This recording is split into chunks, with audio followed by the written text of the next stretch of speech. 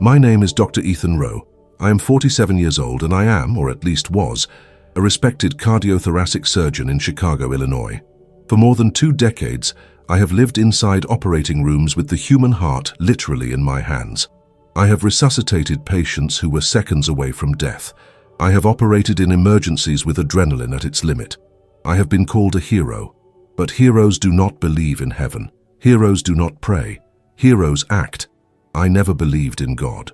In fact, I despised the idea. I had always been a skeptic, a rationalist, a scientist to the core. I grew up in a religious home in rural Indiana, but all that came crashing down the day I lost my parents. I was only 15 when they died in a plane crash over Lake Michigan. What did they say at the time? It was God's will. That bit me to the core. I swore I would never again believe in anything that could not be proven. Since then, science has become my religion. Logic, my compass. And the operating room, my temple. In front of patients, I was professional, but behind the scenes, and I scoffed at anything to do with faith. When colleagues talked about miracles, I would say, a miracle is when the doctor knows what he's doing. But behind all this arrogance, there was a fear that I wouldn't even admit to myself. The fear of dying. I told myself that death was just the end, that there was nothing on the other side, no judgment, no continuation, but at the same time, I had never really died, yet. What happened to me in the following months changed absolutely everything I believed. I'm not talking about a metaphor, I'm talking about clinical death, spending 5 days dead, being in a place I thought didn't exist, and coming back with something that no one, not even me, could explain. But I will try. By the way, if you've come this far, it's because something inside you also feels that there's something beyond, right? So, stop worrying, like in this video and subscribe on the channel. What I'm going to tell you in the next few minutes may not only change your view of death, but maybe even your life. After my parents died, my life became an ongoing experiment in control. Control over my time, my emotions, my career, my body. I woke up at 5 a.m. every day even though I didn't have to. I ran 6 miles in silence, black coffee, no sugar, no distractions. I owned every part of my day, and I was proud of it. I was the kind of doctor hospitals loved, and patients respected but didn't love. That wasn't the point. My job was to save lives, not make friends. I avoided long conversations, declined social invitations from staff, never talked about my personal life. I was as precise as a scalpel and as cold as an operating table. And the more I saved lives, the more I became convinced that everything depended on me. My hands, my brain, my technique. There was no hand of God. There was a scalpel, anesthesia, knowledge, period. Many of my peers said I was brilliant. Some said I was a genius. I just said I was someone who left no room for error or for faith. A nurse once saw me looking at an unconscious patient and said, "Do you pray for them before surgery?" I replied with a crooked smile, "Praying is a waste of time. Time is oxygen, and oxygen is life." I truly believed this, or at least I wanted to. But there were nights when, exhausted as I was, I would stare at the ceiling of my Chicago penthouse and wonder, what if I'm wrong? These thoughts never lasted long. Soon I would force myself to sleep, because thinking too much could open up loopholes, and I lived to keep everything closed, organized, predictable, until the day my own heart decided it was time to prove to me that control is an illusion. It was on a Tuesday. I remember exactly because I had 2 heart surgeries scheduled, and that morning I arrived at the hospital before the sun even rose. I had a slight pain in my chest, but I ignored it. I thought it was muscle tension, stress, fatigue. During the first surgery, everything went as normal, but something was off. My fingers were tingling and I began to sweat profusely, even in the air-conditioned operating room. When it was over, I sat in the break room for a few minutes, but didn't say anything to anyone. Ego, arrogance, denial. The doctor is always the last to admit he's sick. The second surgery was more complex. A bypass surgery on a 62-year-old woman with a history of diabetes and multiple obstructions. During the procedure, my vision blurred for a few seconds. I blinked rapidly. I took a deep breath. I kept going. I couldn't give up, but inside, I knew something wasn't right. That night, I arrived home exhausted with a pain in my chest that was now more intense and radiating to my left arm. Even so, stubbornly, I went to take a shower, as I always did. I dried myself, put on a robe, and walked to the kitchen to get a glass of water. It was there. A sharp crack in the head, a sudden heat, a collapse. I felt my legs give way. The glass fell from my hand and shattered on the marble floor. I tried to speak, but my mouth wouldn't respond. My heartbeat was out of rhythm. I felt like I was dying. It was ironic. I, who had so often observed patients in this condition, was now the patient, a doctor on the verge of death, alone in the luxurious apartment I had built to protect myself from the world. I managed to press the emergency button on the smartwatch I was wearing, the only technological concession I had besides the surgical equipment. In less than 8 minutes, the ambulance arrived, but my heart was already collapsing. I arrived at the hospital in cardiac arrest. Resuscitation procedures were performed, electric shocks, adrenaline, intubation, and still nothing. I was declared clinically dead. Time of death, 10:37 p.m. My colleagues, who had worked with me so many times, were there, perplexed. Someone said, "It's impossible." Dr. Rowe, he was the healthiest of us all. But the aortic dissection that I didn't see coming was fatal, the kind of event that kills before it's even diagnosed. The protocol was set in motion: keep the body on life support while the family was notified, and decisions about organ donation were considered. One of the doctors, who had studied with me at Johns Hopkins, ran his hands through his hair and said quietly, "He would never believe it, but I'll pray for him anyway." And then the days began to pass. 5 days, 5 long, silent, impenetrable days. To everyone there, I was dead. But for me, the journey was just beginning. The first thing I remember is the silence. But it wasn't the kind of silence you hear in your bedroom at night. It was absolute silence. No sound, no wind, no body. I simply existed, or maybe not even that. It was like being suspended in a place with no time, no ground, no color, an eternal void. There was no pain, there was no fear, but there was no me either. It was as if my consciousness had fallen asleep within a space that did not obey the rules of the world I knew. As if I had dove into a deep lake where everything that defined who I was had dissolved. For a long time, maybe hours, maybe days, I don't know, I just floated in this void. And it was strange, because I was still thinking. I was still questioning. I was still trying to understand. Am I dreaming? Is this what happens when you die? Is this unconsciousness? Or the end? But then something changed. A light, very distant at first. A small spark in the midst of darkness. And slowly that light began to grow. Not abruptly, but like the gentle dawn of a new day. And with the light came sound. First, like a muffled echo. Then voices, many voices. But it wasn't like hearing with my ears. It was like you felt the words inside. Pure emotions, warmth, love, an inexplicable connection. The light now enveloped me. I tried to look at myself, but I could not see my body. Still, I was there. Whole, alive, more aware than I've ever been. Suddenly I realized that there were presences all around me. And they weren't strangers. One of them approached me. It was a woman with a soft, welcoming smile, her eyes shining with tenderness. And then, without saying a word, she told me a truth that made me freeze. It was my mother. She died when I was 15. I never accepted it. I never got over it. But now she was there, and beside her, my father, with the same steady eyes, the same calm way of looking. And in an instant, everything inside me shattered.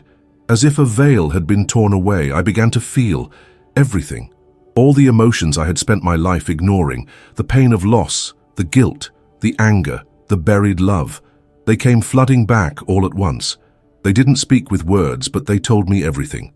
That they were fine, that they never abandoned me. That pain was part of the journey, but that love was stronger. And then I saw other faces, people I hadn't seen in years. College friend who died in a motorcycle accident, a patient I lost on the operating table and could never forget. Everyone was there, looking at me, surrounding me with a peace that I couldn't contain. That's when I understood. I wasn't dreaming. I wasn't in a coma either, not even in a mental breakdown. I was somewhere, a place my scientific mind had always denied. But my heart, at that moment, recognized it, and yet a part of me resisted. This can't be real. This doesn't make sense. This defies everything. But this everything that I defended tooth and nail was crumbling, and in the midst of it all, a stronger presence was approaching. It wasn't a person, it wasn't a face, it was something indescribable, bigger than anything, and yet familiar. A light so intense that it didn't hurt, a love so vast that it made me fall, or rather, surrender. I felt like I was standing before something divine, and that's when I realized I was being invited to understand. But not the way I learned from books. It was something deeper, purer, and I still had no idea what was coming next. The presence approached.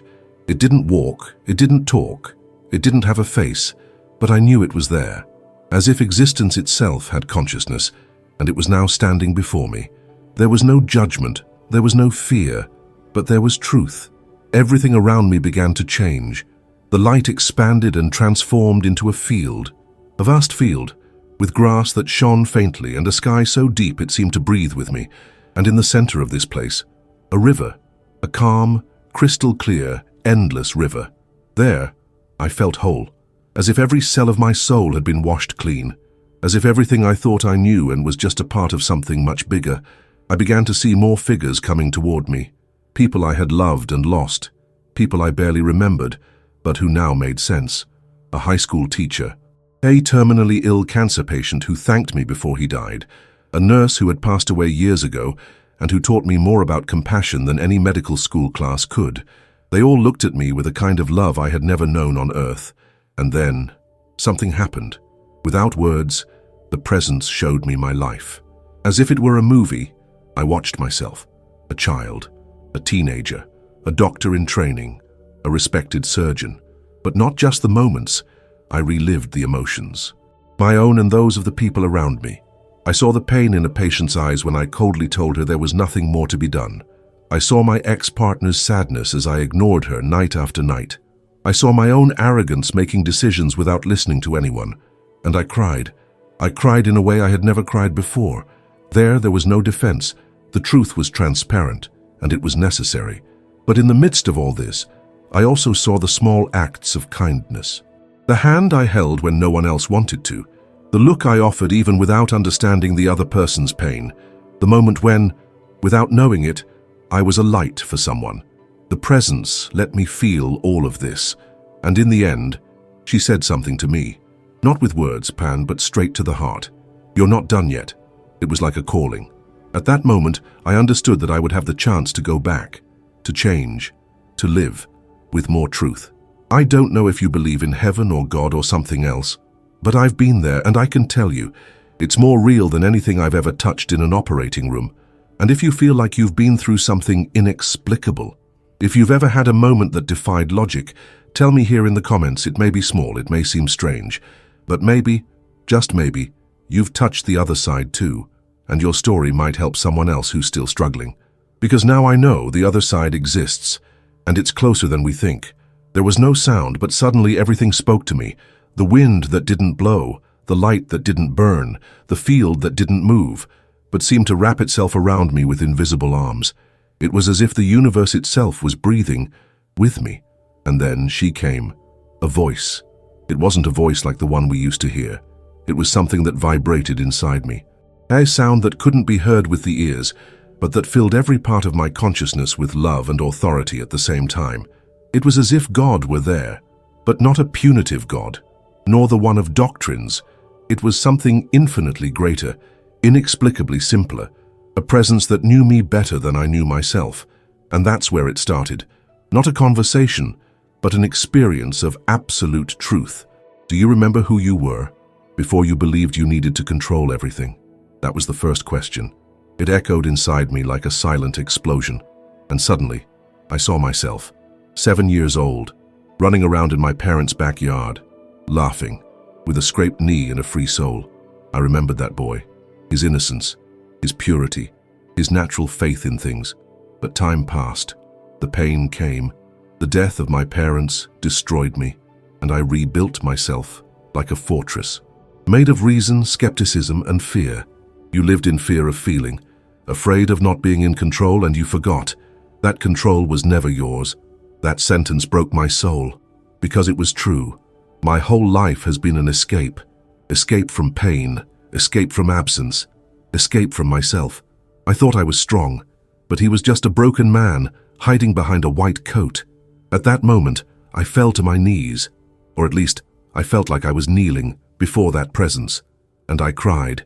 But it wasn't a cry of despair, it was a clean cry, an emptying, a liberation. "You still have a choice," said the voice. "You can continue here, or you can go back and live for real." I didn't answer, not with words, but the truth inside me screamed, "I want to go back." Not by me, but for all who are still lost, like I was. I asked for forgiveness. I asked for another chance. I asked to love differently, and that's when I felt it. Something began to pull my consciousness back. Like a wave that dragged me back into the ocean of life, the images began to dissolve, the light began to dim, the field disappeared, and the voice for the last time spoke to me. "Remember, you are not left alone. You just forgot that you were always guided." Then everything went silent again, but it wasn't the same silence as in the beginning. It was a silence full of purpose, and before opening your eyes, I felt something, a new life, coming. What happens when the soul returns to the body? This question seemed absurd to me before, but today, it is all I carry inside me. The moment I was pulled back, I felt something that has no scientific explanation, a heat invading every part of what I thought was dead. It wasn't a physical heat. It was an energy, a living, intelligent force that reconnected me to the flesh, the bones, the heart. And then, the darkness gave way to the cold white light of a hospital. My eyelids felt like tons. My breathing was labored. Everything was blurry. Sounds began to emerge, distant. Alarms, hurried footsteps, voices of disbelief. One of them said, "He's reacting. My God, he's coming back." It was the voice of the resident who had been with me for the last few shifts. She was crying. I opened my eyes for the first time in 5 days, but what I saw was not the hospital. It was the reflection of everything I had just experienced. The sky still vibrated inside me. I tried to speak, but the tubes prevented me. I cried like a newborn. It was as if I had just been born again. I saw faces approaching, expressions of shock, hands holding mine tightly. Hours later, when they removed the ventilation, my first sentence was whispered but clear. "The sky is real. The sky is real." Everyone looked at each other. Some left the room in silence. Others remained paralyzed. One of the doctors said, almost in a defensive tone, "Could be post-coma delirium. Residual electrical activity. Confusion." But I knew. This wasn't confusion. It was the greatest clarity I'd ever experienced. In the following hours, the tests began. CT scans, MRIs, neurological evaluations. No one understood how, after 5 days of clinical death, I had no after effects, no brain damage, no motor failure, no trauma. I was whole, and completely transformed. One of the hospital directors came into my room on the second day of my recovery. He looked at me for several long seconds before saying, "Ethan, you were dead, literally, and now you're here. This doesn't make sense." I just smiled. For the first time, a real smile, full of peace. It makes sense, yes, just not in the way we were trained to understand it. In the days that followed, word spread. First within the hospital, then throughout the Chicago medical community. Within days, it reached the press. An atheist surgeon who was dead for 5 days and came back claiming to have been to heaven. It was the kind of headline the world wanted to exploit, but one I was in no rush to deliver. I didn't want fame. I didn't want debates. I wanted time, silence, a space to understand what I had lived through and who I had become. I spent days staring out the window of my hospital room, watching the movement of the city, the clouds, the details. Everything seemed new. Even the sound of a heart monitor seemed like poetry. Life, which I had always treated as something to be controlled, now seemed like a sacred gift. And death, which I had feared as a dark abyss, had revealed itself to be the gentlest embrace I had ever received. When I was finally discharged, I walked down the hospital hallway with slow steps and tears in my eyes. Nurses applauded me. Doctors hugged me.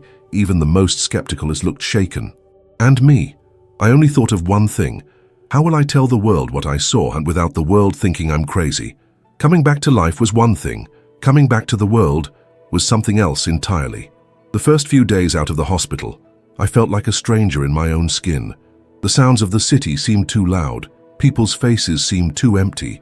It was as if I had lived centuries on another plane, and now I was back in a place that was moving at high speed but without direction. My physical recovery was quick, almost miraculous, but my emotional recovery, that was another story. Every step I took into the real world seemed to carry a responsibility I had never felt before. I knew I had to tell people. I had to share what I had experienced. But how? I started slowly. First with people close to me, medical colleagues, long-time friends. Most of them listened to me in silence. Others tried to rationalize. It could have been a hallucination induced by cerebral anoxia, residual activity of the prefrontal cortex, one last burst of neurotransmitters. I listened to everything, and I respected it, because I was like that too. I also tried to explain the inexplicable for years, but no scientific explanation could erase what I felt. It was alive inside me, and it was as real as any scalpel I have ever wielded. The news, of course, came out of the hospital. A local Fox reporter contacted me. He said the story was circulating on forums, religious groups, blogs. Someone had leaked an internal report. Within days, the headline was all over the networks. Atheist doctor dies for 5 days and comes back saying heaven is real. Comments came from all sides. Lie. Charlatan. Induced delirium. Proof that there is life after death. This is just a publicity stunt. But in the midst of it all, one message touched me deeply. It was from a woman in North Carolina. She wrote, "My 12-year-old son has terminal cancer, and yesterday he watched the video of your story. He looked at me and said, 'Mommy, maybe this isn't the end. Thank you for giving me hope.'" I cried reading that. That's why I came back. Not to convince anyone, not to win debates, but to remind people that there is something beyond, that we are not alone, that life has a greater meaning, even when everything seems to be falling apart. I started giving short interviews, always cautiously, always with the truth. I reported what I had experienced without exaggeration, without embellishment, just like someone who had been to the other side and returned with a message. It wasn't long before the invitations started to pour in. TV shows, podcasts, universities. I turned down many. I accepted few. I wanted to protect what had become sacred to me. In the midst of all this, I noticed an even more profound change. I was no longer the same Ethan Rowe, the perfectionist surgeon, the convinced atheist, the Iron Man. Now I was a broken man, rebuilt with faith. A faith that did not come from books or doctrines, but from direct, intimate, incontestable experience. One afternoon, I was invited to a national podcast, one of the most listened to in the United States. The host, a self-confessed skeptic, received me with respect, but with distrust. "Dr. Rowe, how can a Harvard-educated man of science say with such certainty that heaven is real?" I looked at him for a few seconds, and I replied, "Because science showed me how the body works, but heaven showed me why it exists." Silence in the studio. The presenter, visibly moved, looked away for a second. Then he said, "That was one of the most impactful answers I've ever heard here. I wasn't there to prove anything. I was there to testify. And testimony is not debated. It is lived." There was something inside me that wouldn't leave me alone. An urgency, a call. It wasn't a sound, it was a certainty. The same one that had enveloped me when I was in that field of light, before the voice. I knew I couldn't go on living as before. Something had to change, and that change would have to be radical. A few weeks after returning home, I made a decision that shocked the entire hospital. I asked for an indefinite leave of absence. When the board called me in for a talk, I simply said, "I can no longer cut bodies if I am not able to touch souls. And today, I see that I have touched very few." It wasn't easy. Medicine was my identity, my reputation, my shield. But now, all that seemed small. Not because saving lives was small, far from it, but because I had come to understand that there are different ways to save someone, and not all of them involve scalpels. I returned to where it all began, the countryside of Indiana. My hometown, which I had not visited in over 20 years. The house where I grew up was still standing, but empty, abandoned. I let myself in with the old key, kept deep in a drawer of memories. The smell of the wood, the creaking floor, the dusty pictures. Everything told me that I needed to start over there. I spent weeks in silence, writing, reflecting, walking among trees that I once saw as scenery, but that now seemed like witnesses, and that was where the book was born. 5 Days with God. It wasn't a technical report, nor a spiritual treatise. It was a testimony. Simple, raw, honest. I wrote it with tears in my eyes almost every day. Each chapter was a confession, each page a liberation. And when I finished, I didn't think about a publisher. I simply published it online independently. In less than 72 hours, the book was already among the most read on Amazon. Meanwhile, something even more profound was happening to me. I began visiting hospitals, not as a doctor, but as a human being. I asked permission to speak to terminally ill patients. Patients who, like me, were on the brink of something. But unlike me, they were still afraid. At first, many looked at me with suspicion. A renowned surgeon who now walked the halls like a pilgrim, but all I had to do was sit down, look them in the eye and tell them what I had experienced. Something changed. I didn't talk about religion. I didn't use verses. I didn't promise miracles. I just said, what comes next is not the end. It is the most beautiful beginning you can imagine. And then something happened. Their eyes filled with peace. Some smiled, others cried, and everyone seemed to breathe a sigh of relief.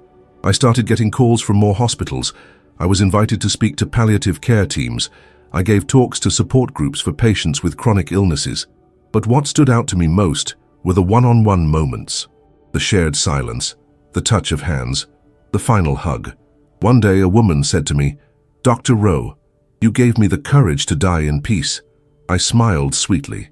I held her hand, and I said, "No, you gained the courage to live truthfully until the last second. The rest is just a passing phase." Each visit reminded me of why I had come back, and the more I talked, the less I had to prove it. Truth needs no defense. It just needs to be lived. There in that small town, I also rediscovered something I had lost a long time ago.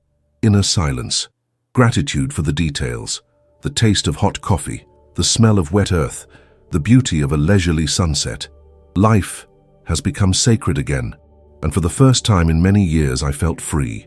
Not everyone was ready to listen to me. As hospital visits multiplied and the book gained readers in silence, in the shadows of the internet and behind the scenes of the medical community, a debate raged. I went from being a hero of heart surgery to a mystic disguised as a scientist. Some called me brave, others called me a traitor. The resistance was brutal. I received anonymous emails from former colleagues. "You are tarnishing medicine. Everything he has built now serves to feed fanaticism. He is sick. He needs help." Scientific associations began to distance themselves from me. Invitations to conferences disappeared. Some of my former students blocked me on social media, and articles began to circulate on specialized forums trying to explain my experience as a hallucination induced by brain trauma.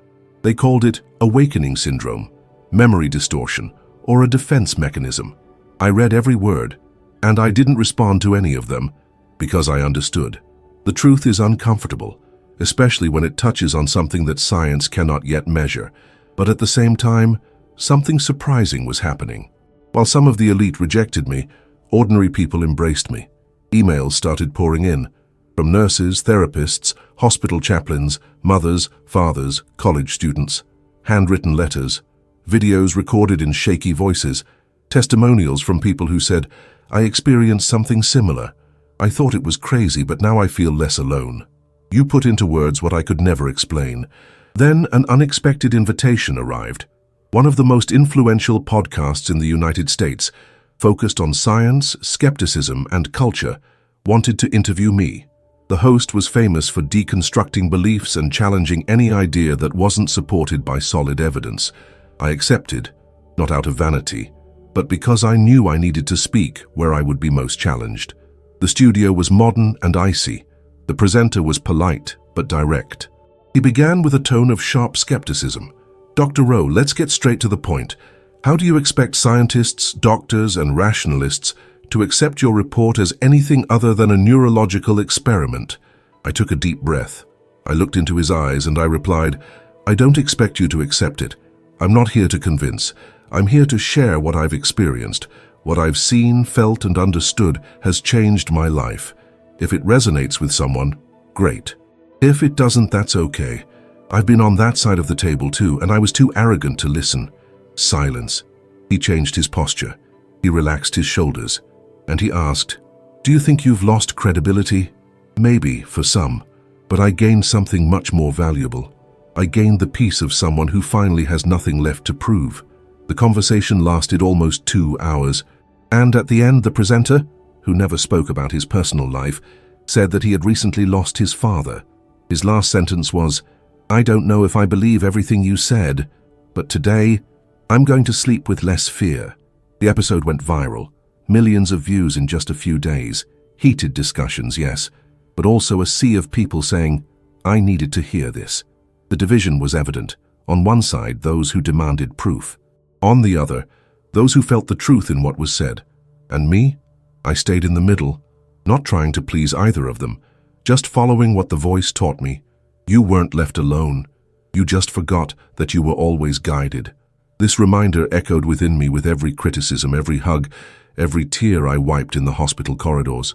I didn't want to form a movement. I didn't want to found a doctrine. I just wanted to be helpful.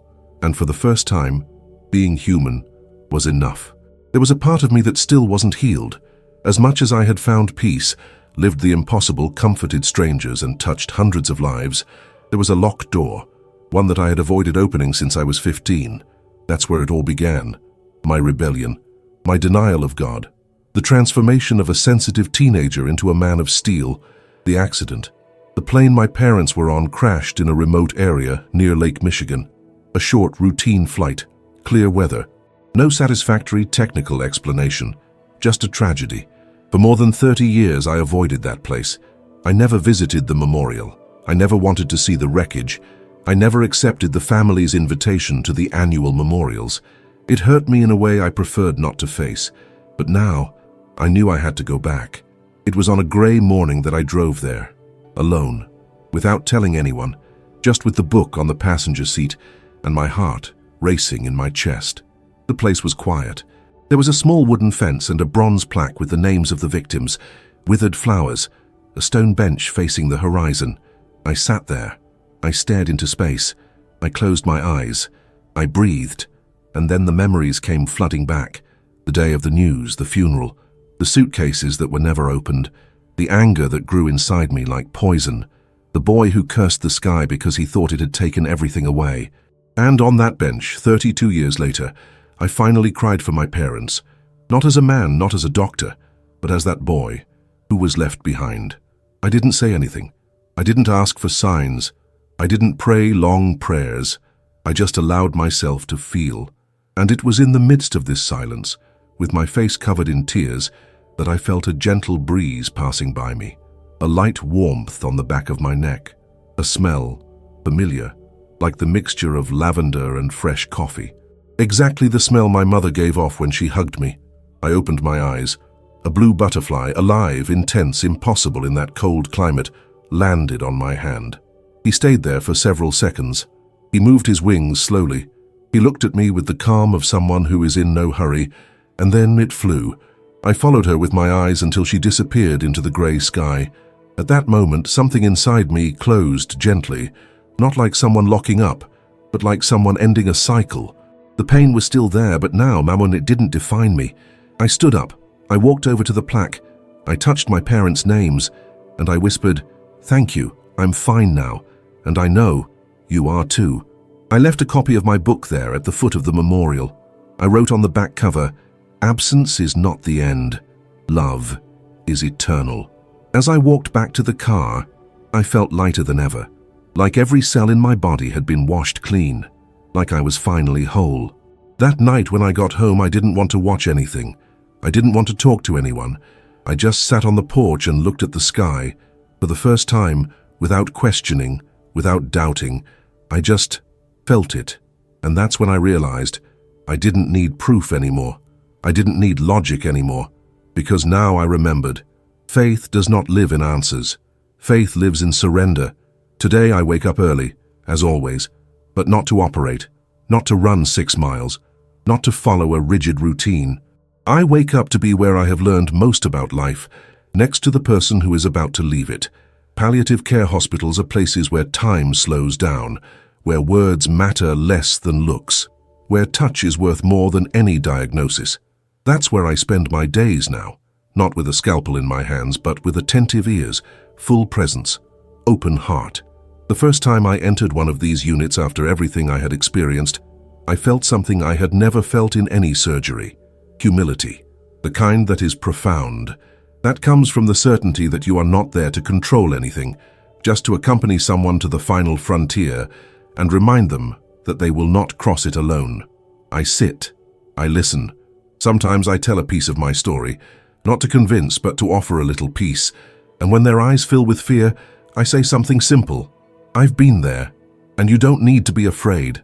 I am no longer the Chicago doctor known for his steady hands. I am the man who died for 5 days, the man who saw what many deny, and came back not to prove it but to serve. Some patients ask me to accompany them in their last minutes. I sit next to them, hold their hands, and remain silent. A full silence, present, alive. Sometimes they smile before leaving. Sometimes they murmur the names of loved ones. Other times, they just let a tear fall. But in all cases, there is something in common, a kind of peace that I only found after I stopped fighting what I don't understand. Today, when someone asks me if heaven exists, I smile. I don't try to explain. I don't try to indoctrinate. I just say, heaven is not a distant place. Heaven is a presence, and it is much closer than you think. I have been invited to speak at churches, universities, and interfaith events. I have turned down many invitations, because the more my story spreads, the more I understand that it does not belong to me. It is like a flame. It is lit not to show off, but to illuminate. The book has already been translated into more than 10 languages. I receive letters from Japan, Brazil, Italy, from children, old people, atheists, believers. Some thank me, others question me, and all of them touch me. But it's not fame that moves me. It's gratitude. Thank you for coming back.